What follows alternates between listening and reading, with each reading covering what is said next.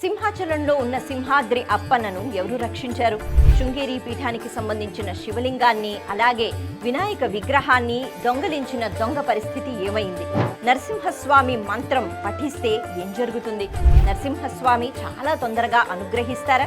ఆశ్చర్యాన్ని కలిగించే కొన్ని నరసింహస్వామి యొక్క లీలలు.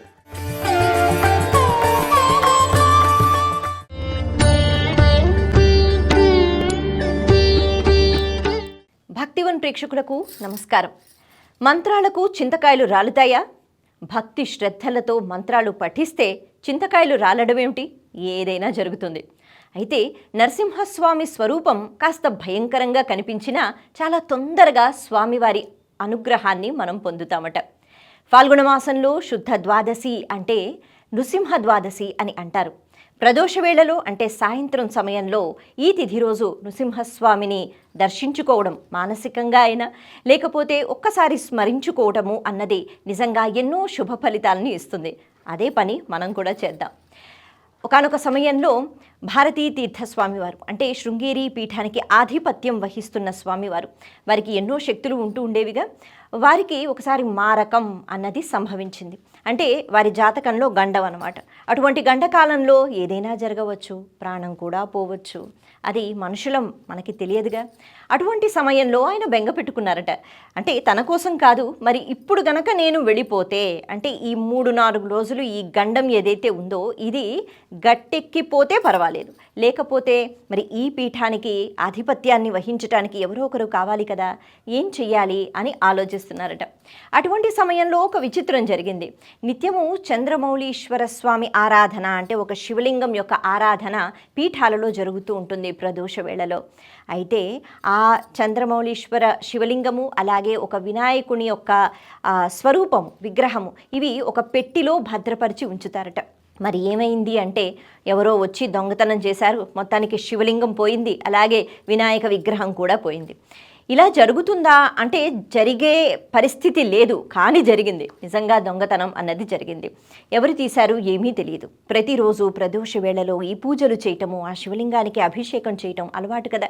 ఇప్పుడు ఈయన అసలే నేను ఒక సమస్యతో బాధపడుతూ ఉంటే ఇప్పుడు ఈ సమస్యనా అని ఆలోచిస్తూ నరసింహ మంత్రాన్ని పట్టుకుని దీక్షతో, అంటే ఆ రోజు ఇక శివలింగం కనిపించిన వెంటనే నేను మళ్ళీ ఈ దీక్షను నేను విరమిస్తాను అని పట్టుపట్టి కూర్చున్నారట. అప్పటికే ఆయనది చాలా పెద్ద వయసు, కానీ ఆయన ఒక్క చుక్క నీరు తాగకుండా నరసింహ మంత్రాన్ని పఠిస్తూనే ఉన్నారు. అలా కూర్చుని ఉన్నారు, విశ్రాంతి లేదు.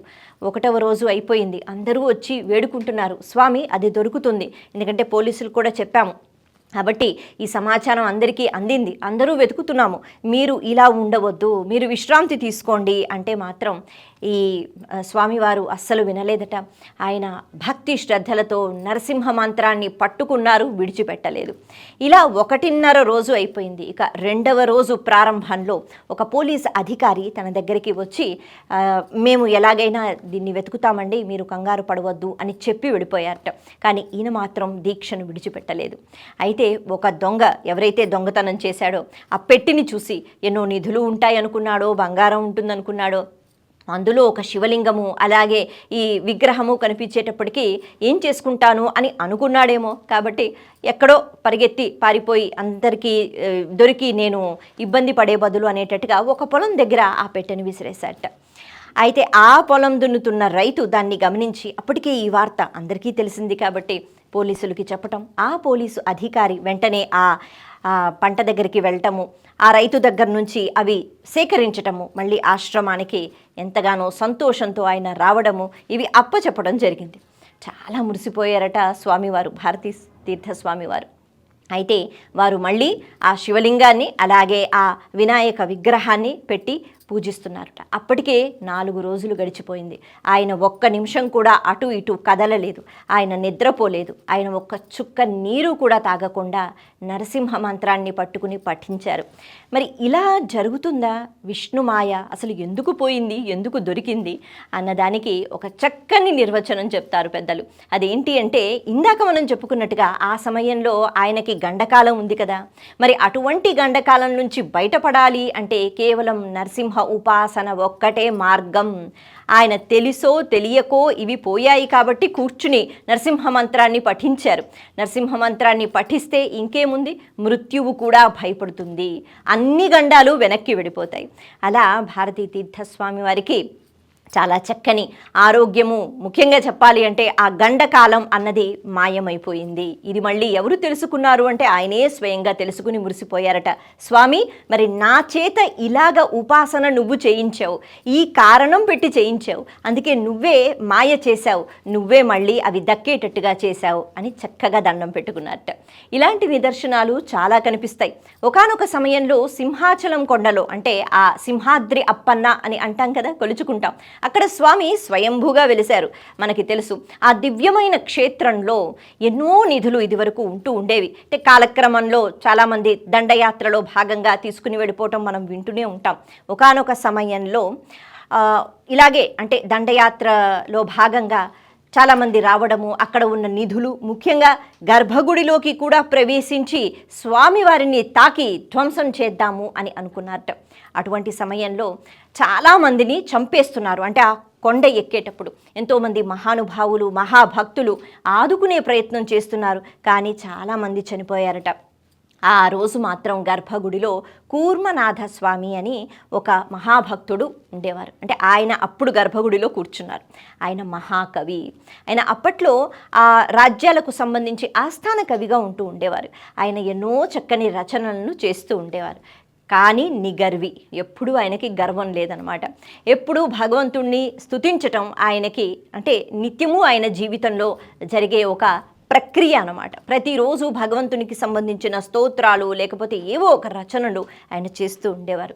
అలా ఈ కూర్మనాథ కవి ముఖ్యంగా విజయనగర సామ్రాజ్యం ఏదైతే ఉందో ఆ సామ్రాజ్యాన్ని ఓడించే పరిస్థితి లేక ఆ రాజుపై కక్ష సాధింపు చర్యలు అనేటట్టుగా అప్పట్లో ఉన్న ఈ ముస్లిం రాజులు ఎవరైతే ఉండేవారో వారు అంతా సర్వనాశనం చెయ్యాలి అని అనుకున్నారు. కాబట్టి ఈ విశాఖపట్నం దగ్గర ఉన్న ఆ సింహాచలంలో ఉన్న అప్పన్నని కూడా దొంగలించుకుని వెళ్ళిపోదాము అని అనుకున్నారు. వాళ్ళు అలా కొండ ఎక్కే ప్రయత్నం చేస్తున్నప్పుడు ఈయన మాంతంగా అక్కడ స్వామివారిని వేడుకుంటూ, స్వామి, నిన్ను రక్షించే శక్తి బహుశా మాకు లేదేమో, మరి ఇప్పుడు ఏం జరుగుతుంది అని చెప్పి ఆ ప్రతిమ ఏదైతే ఉందో సింహాద్రి అప్పన్న ప్రతిమ, దాన్ని గట్టిగా కౌగిలించుకుని ఏడుస్తూ నృసింహ స్తోత్రము అన్నది చేశారు. అలా 100 పద్యాలతో అప్పటికప్పుడు ఆయన స్తోత్రం చేశారట. 101వ శ్లోకం చేస్తున్నప్పుడు ఒక అద్భుతం జరిగింది. అదేంటి అంటే సర్వస్య శరణాగత భావనతో, స్వామి మేము ప్రయత్నిస్తున్నాం, కానీ నువ్వు లేకపోతే ఎలా, నిన్ను కూడా వాళ్ళు తీసుకుని వెళ్ళిపోతే ఎలా, నువ్వు స్వయంభూగా మా కోసం ఇక్కడ ప్రత్యక్షమయ్యావు, మాకంత శక్తి లేదు అని వేడుకుంటున్నట్ట కూర్మనాథ స్వామి చక్కని స్తోత్రం చేస్తున్నారు. నరసింహస్వామి ఏం చేశారు అంటే ఎక్కడి నుంచో వచ్చాయి బోళ్ళన్ని తుమ్మెదలు, గండు తుమ్మెదలు. అవి వచ్చి ఈ కొండ ఎవరైతే ఎక్కుతున్నారో ఆ ప్రదేశం దాకా ఎవరైతే వచ్చారో వాళ్ళందరినీ తరిమి కొట్టారట. చాలామంది అక్కడ సైనికులు చనిపోయారు. వాళ్ళు రక్తంతో అంటే గాయాలతో వాళ్ళు బాధపడి కొంతమంది పడిపోయారు, మూర్ఛపోయారు, కొంతమంది చనిపోయారు, కొంతమంది పరుగున పరిగెత్తి వెళ్ళిపోయారు. అయితే ఇలా ఎంతవరకు జరిగింది అంటే సుమారు ఒక 20 కిలోమీటర్ల దూరం వరకు ఈ తుమ్మెదలు, గండు తుమ్మెదలు అలా వెంట పెడుతూనే ఉన్నాయట. వాళ్ళు పరుగులు తీస్తూనే ఉన్నారు. నేటికి మనం ఈ సింహాచల పుణ్యక్షేత్రం దగ్గర తుమ్మెదల మెట్ట అనే ఒక ప్రదేశం ఉంటుందట, 20 కిలోమీటర్ల దూరంలో. అక్కడ వరకు తరిమి కొట్టారు, అక్కడి నుంచి వాళ్ళు పారిపోయారు. అనుకోకుండా మళ్ళీ ఈ తుమ్మెదలు మాయమైపోయాయి అని చెప్తారు. అలా సింహాద్రి అప్పన్నని ఒకానొక సమయంలో ఎవరు రక్షించారు అంటే మళ్ళీ ఆ సింహాద్రి అప్పన్నే తను రక్షించుకున్నాడు, తనని తాను రక్షించుకున్నాడు మనందరికీ కూడా అనుగ్రహాన్ని ఇవ్వటానికి. అలా కూర్మనాథ స్వామి యొక్క ప్రార్థన విని వెంటనే అనుగ్రహాన్ని ఇచ్చారు. అయితే దీనికి ఏవైనా ఆధారాలు ఉన్నాయా అనే ప్రశ్న కూడా వస్తూ ఉంటుంది కదా. ఖచ్చితంగా ఆయన చేసిన ఆ రచనలో, ఆ నృసింహ స్తోత్రంలో చివరికి అంటే ఈ అద్భుతం అప్పటికప్పుడు జరిగిందిగా, అప్పుడు చివరికి మరికొన్ని శ్లోకాలు ఆయన రచన చేస్తూ ఒక మాట చెప్తారట. అంటే ఆ పద్యాలలో ఆ మాటలు చెప్తారు. స్వామి, నేను నిన్ను వేడుకున్న వెంటనే నువ్వు తుమ్మెదల రూపంలో వచ్చి అందరినీ తరిమి కొట్టావా అనేటట్టుగా ఆ పద్యాలు కూడా నేటికి మనకి ఆ స్తోత్రంలో కనిపిస్తూ ఉంటాయి. ఇలాంటి నిదర్శనాలు ఎన్నెన్నో.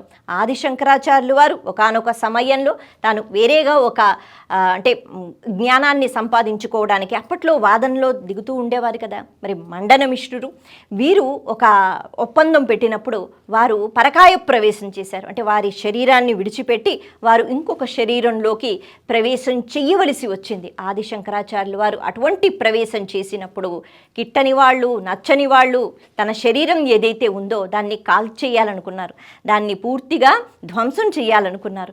అటువంటి సమయంలో శరీరం లేకపోతే మళ్ళీ శంకరాచార్యులు వారు వచ్చి ప్రవేశించలేరు కదా. అప్పుడు ఆది శంకరాచార్యులు వారు కరావలంబ స్తోత్రం అనేటట్టుగా, నరసింహ నువ్వు నాకు చేయూతనివ్వు, నీ హస్తాన్ని అంటే భగవంతుని యొక్క హస్తము అనేటప్పటికీ చేయూత, ఆశీర్వచనము, అనుగ్రహము. కాబట్టి అటువంటి ఆ కరావలంబ స్తోత్రం చదివినప్పుడు అద్భుతమైన మాయ జరిగింది. ఎవరైతే నాశనం చెయ్యాలనుకున్నారో వాళ్ళందరూ కూడా నాశనం అయిపోయారు. ఇంతేకాకుండా ఒకానొక సమయంలో శ్రీశైలం ప్రాంతంలో ఒక కాపాలికుడు నరసింహస్వామి యొక్క అనుగ్రహాన్ని పొందిన పద్మపాదాచార్యులు వారు ఎవరైతే శంకరాచార్యులు వారికి శిష్యులో వారి ద్వారా వచ్చి ఇక్కడ అనుగ్రహాన్ని ఇస్తారు. అంటే ఆ కాపాలికుడు ఈ శంకరాచార్యులు వారి యొక్క శిరస్సుని తీసుకుందాం అని అనుకుంటారట. ఆయనేమో క్షుద్ర పూజలు చేస్తున్నారు కాబట్టి ఒక మహారాజు గారి తలకాయ కావాలి, లేకపోతే ఒక మహానుభావుడు మహాభక్తుని తలకాయ కావాలని ఆయన అనుకుంటారు. మరి ఇవన్నీ తెలియదా శంకరాచార్యులు వారికి? తెలుసు. ఆయన అంటారట, సరే మరి అందరూ ఉన్నప్పుడు నువ్వు నా తలకాయని తీసుకోలేవు, ఎందుకంటే నా శిష్యులు ఒప్పుకోరు, ఎవరూ లేనప్పుడు నేను ప్రాతకాలంలో జపంలో ఉంటాను కదా, అప్పుడు కావాలంటే వచ్చి తీసుకో నీ తలకాయ అని అంటారట. ఈ కాపాలికుడు ఆ సమయంలో వచ్చినప్పుడు విశేషంగా పద్మపాదాచార్యులు వారు నరసింహస్వామి యొక్క అనుగ్రహాన్ని పొందారు కాబట్టి ఆయనకు ఒక వరం ఉంది. స్వామిని ఎప్పుడు స్మరించుకుంటే స్వామి అప్పుడు ప్రత్యక్షమవుతాను అన్నారు. అలా తెలుసుకున్న పద్మపాదాచార్యులు వారు ఎక్కడో ఉన్నారు, కానీ ఆపదలో తన గురువు గారు ఉన్నారు అన్న విషయాన్ని కూడా తెలుసుకుని వెంటనే నరసింహ ఉపాసన చేశారు. ఇంకేముంది, నరసింహస్వామి వచ్చి ఆ కాపాలికుడిని అంతం చేసేశాడు. ఇలా బోల్డని కథలు మనకి కనిపిస్తూ ఉంటాయి, వినిపిస్తూ ఉంటాయి. చాలా తొందరగా నరసింహస్వామి అనుగ్రహాన్ని ఇస్తారట. కాకపోతే మనలో భక్తి, శ్రద్ధ అలా ఉండాలి. అలా ఉన్నట్లయితే ఖచ్చితంగా నరసింహ ఉపాసన అన్నది తేలికగా ఉంటుంది, నరసింహ అనుగ్రహం కూడా అంతే చక్కగా మనకి కలుగుతుంది. ఈరోజు ముఖ్యంగా ప్రదోష వేళలో ఇలా నరసింహస్వామిని స్మరించుకోవడం ఎన్నో జన్మల్లో చేసుకున్న పుణ్యం. ఆ నరసింహస్వామి కృప ఎప్పుడూ మనపై ఉండాలి అని మనం అందరం కూడా కోరుకుందాం. నమస్తే.